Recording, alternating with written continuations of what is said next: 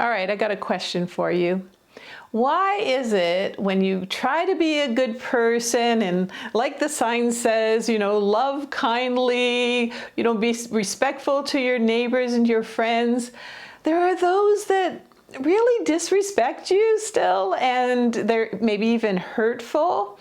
Well, I decided, maybe it's my age, maybe it's wisdom, I don't know, but I don't want to be a victim anymore.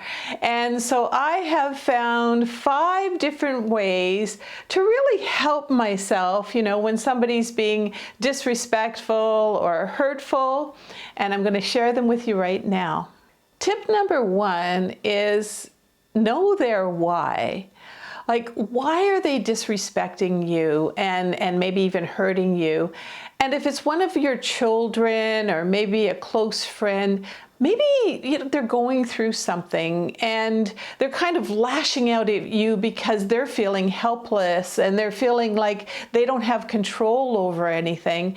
And if this is something that rarely happens with this person, I think you have to ask yourself that question and maybe just be their sounding board. Maybe they just got to lash out at somebody and they've found somebody close to them, which is you, to lash out at. And a lot of these situations, I've been through them, and I just try to understand. I listen. Sometimes I don't like the tempo, but I go ahead and listen. And what ends up happening is these things just blow over. They're kind of they're meaningful to the person who's, maybe yelling at you and being disrespectful, but in the long run, it just blows over and you're back to a very loving and respectful situation. But let's talk about my tip number 2 now. It's dealing with the person who's definitely a toxic person. They always seem to be toxic to be around. I mean, sometimes they're nice, yeah, sure. But other times, they just, maybe they're a narcissist, maybe they like bullying, but most of all, they like being in control, right? And you feel that after they've been yelling at you or being disrespectful or whatever, you feel really, really small. And I don't want to feel small anymore. I don't know if you remember this, but there was this, it was kind of an animated movie. It was called The Incredibles. And the woman, it was a family, and the woman had this power. She could put up a purple force field around her. And I always seem to, because I do have a lot of toxic people in my life. Anyway, and I kind of think about that force field around me. And, so that the yelling doesn't really get to me, but I also try to listen. I try to listen through the force field and see what they're saying. Hey, maybe I did do something wrong. Maybe I did something that hurt them. So I've got to let them have, whether they've done this many times before, I got to let them stand their ground and say what they want to say. And then maybe I have a rebuttal for it. Maybe I can say, oh, well, I thought this, and that's why I did that. But if they're still just pointing a finger and exercising the bulliness, the power over you, it's time for you to say, all right, I heard you, I explained the situation, and now I'm going to walk away. And you just walk away. And a lot of times the person says, don't walk away from me, but you just have to say, you know what? I need my space right now. I've got to go. And leave the house, leave the situation, and go for a walk. A lot of times I find like I'm really shaken up by the situation, so I don't want to get into a car and start driving. So just go for a little walk, go for a walk around the block. And if you need more time, maybe find a nice little coffee shop or some place like that, or just browse around, a store of some kind. But what you need to do during this time, this is what this is all about. It's getting your power back. You need to get your power back. You need to get control of you again. And you have to start to infiltrate into yourself, self-care, self-love, and realize that you're not small. You don't deserve to be bullied like that. You don't deserve disrespect, and you certainly don't deserve to be hurt. And so you need that time. And sometimes, I'm going to tell you in my own situation, like I've been hurt sometimes so deeply. And, you know, in these times, the other person has said, well, I never want to speak to you again at all. I just never want to speak to you. And sometimes those are opportunities for me to say, well, how long do you not want to speak to me for? And the person will say a year. And I've done it. I've said, okay, you know what? I think that's a really good idea. And I know that's tough, but these are really toxic people. And sometimes a year turns out to be even longer. Wow. I know this is kind of a sensitive topic, so let me take a sip of my Earl Grey tea. And I hope when you're watching my videos, you know, you're just kicking back and yeah, this is a sensitive topic. I talk about all different inspirational messages, but also on this channel, we have some fun lifestyle ones as well. So it's all about, you know, the aging journey and all the different things that we go through.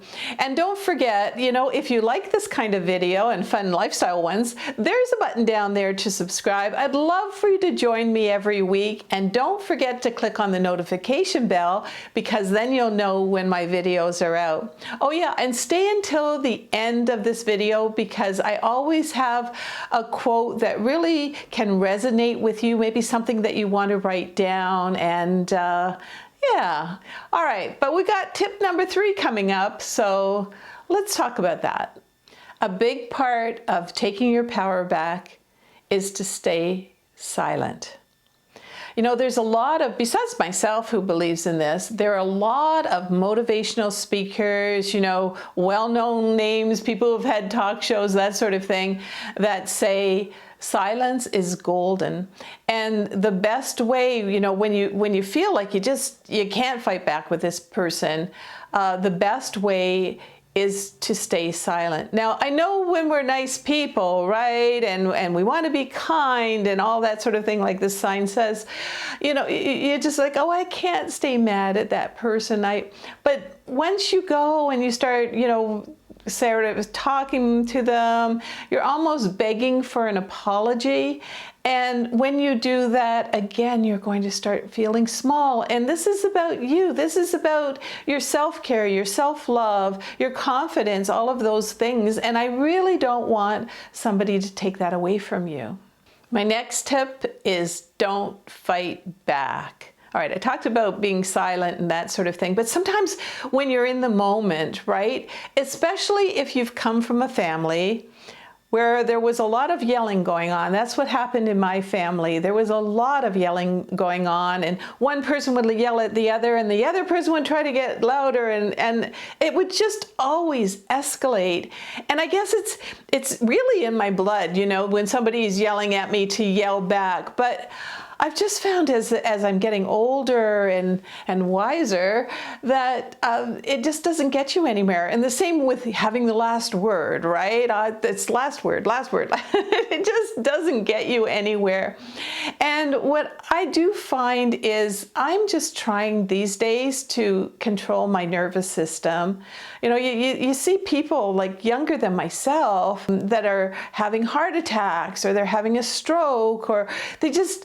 And I don't know why they do it, but maybe their nervous system is always going 110 miles an hour, and it's just not healthy for you. So what I can say is, if you're coming from a family of yellers, like where I came from, just start to soften up. You know, do the silence is golden thing.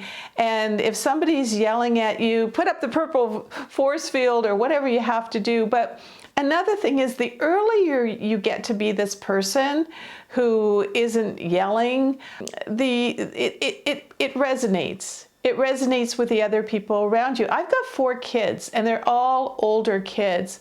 Oh my gosh, like If I started yelling at them, I'm going to turn them into, hey, it's okay to yell at your kids.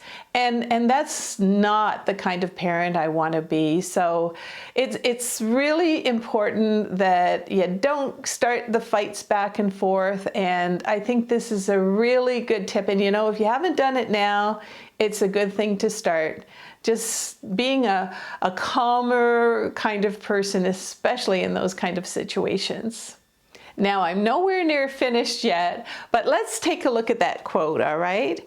And the quote is this: "Don't allow your wounds to turn you into someone you are not." Whoa, that's really good. And that's by Paulo Coelho, and he is a famous author. He's written a lot of inspirational books. But it's just like I said about the yelling, you know, if somebody's yelling at you and you yell back and that sort of thing, you're turning into them. And I think this is a really good quote to remember. Don't allow your wounds to turn you into someone you are not. My next tip is take the time to analyze and adjust. You need time now, especially if the person really, really hurt you. You need time to analyze, you know, what just happened, and also what this person does to you on a regular basis. I mean, if this is just like one of those things that happen, that they're going through something, okay, that's a shorter time. But if it's somebody who's really toxic, and this could be a family member, it could be an acquaintance. I know it's hard when you're working with somebody like this, but you need the time, you need the space to really just find out and go inside your own head and say to yourself, geez, if I spent less time with this person, I know it's hard with a job, but if I spent less time with this family member, it would probably be really good self-care for myself. And sometimes you really have to make that decision. And sure, there might be Christmas parties or get-togethers or family gatherings, you know, where you have to see the other person.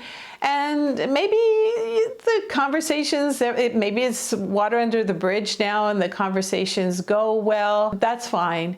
But the most important thing is when you see that other person, remember that you have your power back. And if the person is still snarky or hurtful or disrespectful, just move on to another person and remember the silence part. And at this point, I want to talk about another kind of hurt where a lot of people feel it's unforgivable. Maybe somebody stole a large sum of money from you. Maybe they physically hurt you. Or, you know, there's so many other situations where it just seems like it's unforgivable. And this can go on for years where you're not talking to them. It's something that, well, let me tell you something about not forgiving somebody. And I know this from my own experience. And it eats you up inside. You keep thinking and going over this situation, and it eats you up inside. You know, how could that person do this to me? This is so awful. And it really does. And I actually talk about this. I wrote a book, a lot of you know about it. It's called Awesome Over 50. And I have 50 ways to embrace this chapter of your life. But one of the ways is to practice forgiveness. It's not easy. You can't do it just like that. But once you forgive someone and you say, all right, I forgive that person. I don't know, it just, when you really mean it, it's just like a weight is taken off of your shoulders. You're not getting eaten up inside all the time. And when I forgive someone who's really, really hurt me, I don't even tell them I forgive them. I don't do that. They will never, the chances are they're going to say, forgive me for what? Like, what did I do? And I know that that's just going to start the whole thing again. So I just, in my heart, I forgive them and I let it go. And, you know, like that is, and one of my sayings is let go and let God. And I'll tell you that forgiveness is something that it doesn't affect the other person in most cases, but it really helps to heal you. Wow, was a lot today, right? But, I want to talk about inspirational things, the good, the bad, and the ugly, right? And I'd also like to know in the comments if these heart-to-heart messages that I put on this channel are resonating with you. We're mixing them up with, again, some fun lifestyle ones, but I just want to know if these are resonating with you.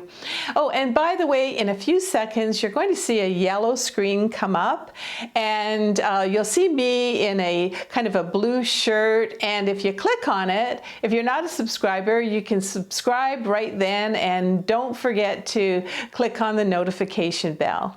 And remember, until we meet again, if you get into those situations where someone is disrespectful or they hurt you, don't forget, think about that purple force field, right, on the Mother and the Incredibles. Put that around you, and also remember to practice silence.